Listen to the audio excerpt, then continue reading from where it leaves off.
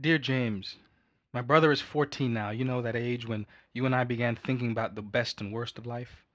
There were differences between you and me, brother, as there are between the two of us and my young brother. Somehow, the 40 years between your avenue and mine didn't change things that much. But in dealing with the same pimps, the same whores and racketeers, we knew a mighty power churned within because its movement brought us through. And along the way, you and I found an inner strength to overcome the misfortune life continues to blight on its black sons. We held on to dignity, to pride and promise, in the face of a world which, when left on its own, will do everything but uplift the better parts of our black boy natures. It was as if the drama of interacting day and night under the backdrop of America's black and white racist film became this corny, predictable yet comforting matinee serial that we all agreed to watch. You and I found great satisfaction in overcoming these images, the ones laid out for the damned. And the more I learned about my black history and about myself, the easier it was to laugh at these images. And little has changed in the American theater. The haze is still as unnecessary as the people who fear themselves enough to oppress our lives with their pictures of it. You see, in my black America, folks don't talk about race as loud as you did, James. The liberal intellectuals and literati no longer cry freedom. When black was some other, when we were separate, bleeding in textbooks and journal articles, singing and dancing up there in Harlem in the Cotton Club, the intellectuals saw our struggle and documented our plight. But now that we sit next to them, go to school with their kids, they think they have done good. And what have they done? What do they do now? They ignore us. To them, this race is no longer an issue. And maybe it ain't. But race, struggle, class, and overcoming the three used to be hot topics, right, James? Now the subjects are too light, too transparent, too cold. Race is opaque, seemingly non-existent. But the conscious among us know better, and the subject is bubbling again in America. I hear the cries. I see the nooses in Louisiana, in West Virginia, California, on Long Island, and I'm ready to start dealing with it again. You see, where once that racial mirror made us all look at ourselves, today the gloss is now so shiny, so smooth, black and white folks slide past one another faster and further than ever. At least in your day, James, you saw the other coming. The encounter meant something to your conscience, your history, your present, and your future. You were aware of yourself and any growth felt in dealing with race. Now, I understand that the over-awareness or hypervigilance can drive a person mad, but there has to be a middle ground between madness and what we have now. What we have is a cold acceptance without thought these days, James. We're seeing past each other without thinking about one another. Today, the world is like me in adolescence. I was miserable, but I never had the guts to admit it. We have got to say that the American dialogue has lost something from your time to mine. And the fear is that it will lose even more when my brother wants to talk. But he has been conditioned to think and to say even less. I miss my brother's adolescence, James. Remember those days when the ground seemed uneven, when nothing was possible because of fear, and the world was old and faulty, and you were tired of living its blacker side? Then you didn't want to ask, didn't want to walk, didn't want to try, to do, to go. Me, I went, and the answers began opening up by walking on life, ingesting it, chewing it, spitting it out, asking myself life's harder questions and trying to make sense of all those answers and the hundreds of new questions they brought up. And by my late adolescence, my life became new and fresh, and I dwelled on what was possible.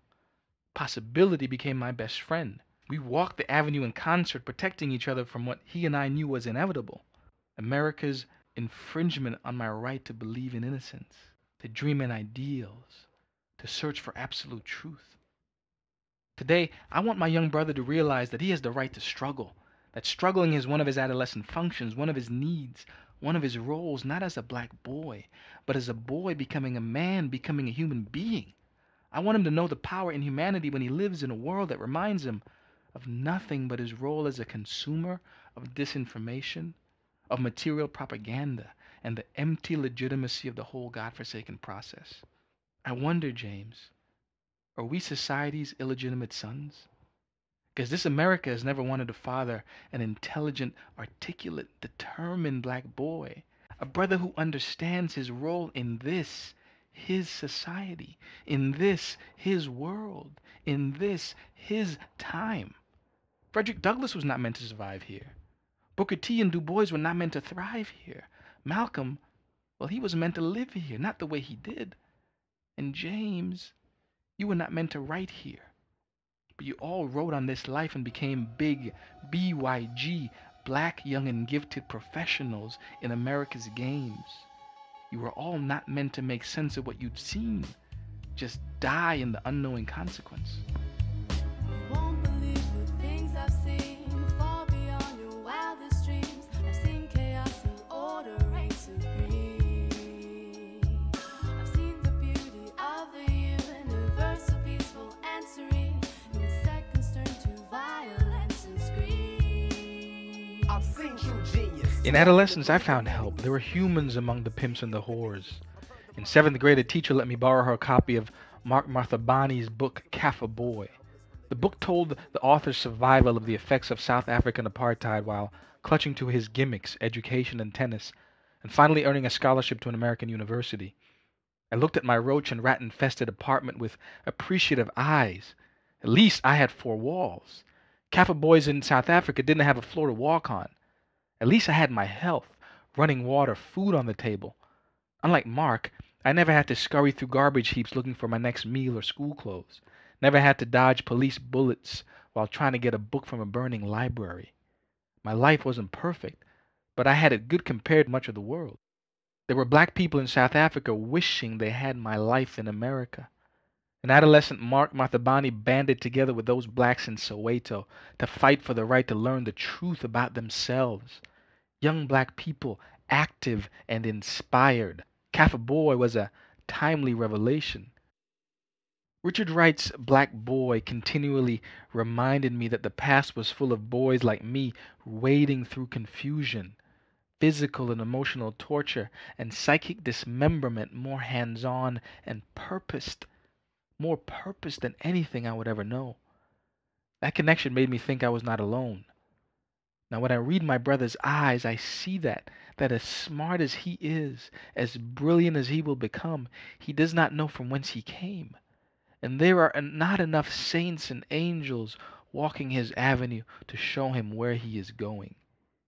Right now, he does not feel the line that connected me to Richard Wright, to Ralph Ellison, to Du Bois, across the Atlantic to Mark Marthabani, to Ezekiel Mfulele, to Chinua Achebe.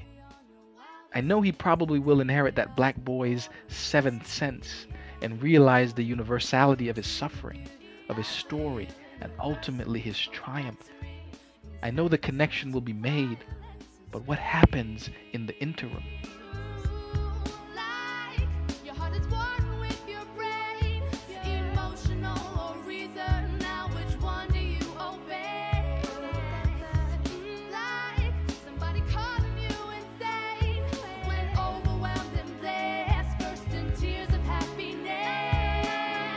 Knowledge of self, that empowerment leads to tremendous progress.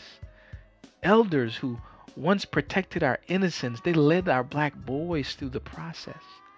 The human beings among the whores, the pimps, and the racketeers on our avenue told us the truth about a world that fed us lies. And where are those humans now? I was never given direct instruction on how to deal with black life in America. My parents were busy working, surviving, and dealing with the forces bent on keeping us running like the roaches and rats in the apartments we lived in. When I was troubled, I wished they had talked to me, prepared me. But the reality is, they didn't know, and they didn't know because the American dilemma was doing its number on them too. So brother, my young brother, it's up to you.